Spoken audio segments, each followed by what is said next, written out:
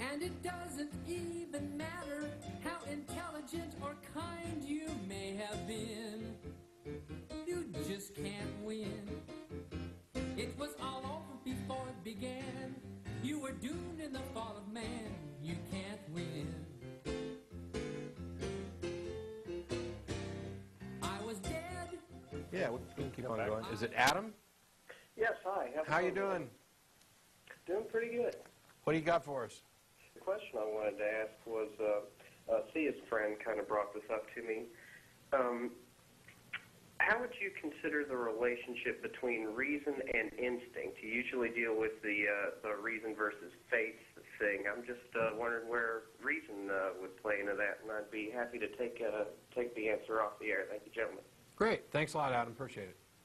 You want to start? Well, yeah, I guess, I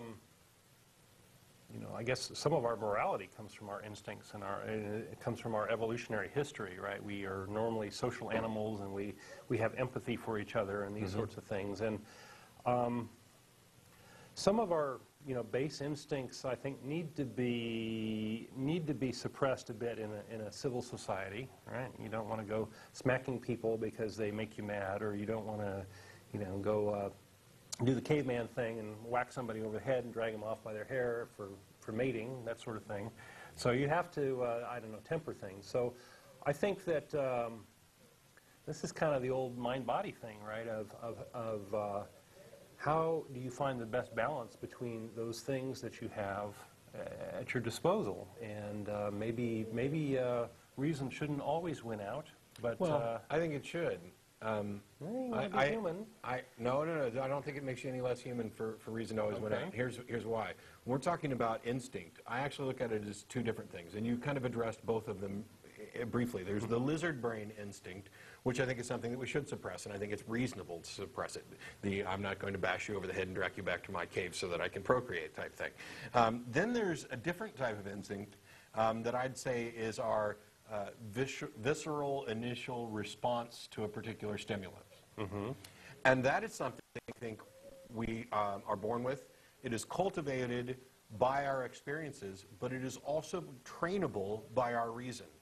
We touched on this 2 weeks ago when I was here, where I talked about the fact that if I say, oh, you really made me mad, that's a little bit wrong. You did something, and my reaction was to get mad to it. May have been my initial instinctive visceral reaction, but I can train that. And I think that one of the big things is the purpose of this, which we've talked about in the show several times in the past, is educating yourself and building an understanding and exercising reason to manipulate the way your brain processes information so that you are coming to the most sound, most reasonable conclusions you can. Teaches your brain to be better in the visceral, instinctive aspect as well. And once you've developed these critical thinking skills and proper skepticism and an analysis of reality and evidence, then all of a sudden when somebody comes up to you and they tell you, hey, look, I've got this vial of water and it's got a memory and it's holding these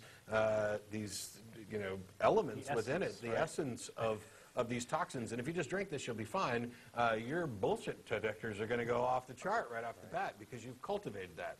Whereas there are other situations, and this goes to what you were talking about with preying on people's emotions.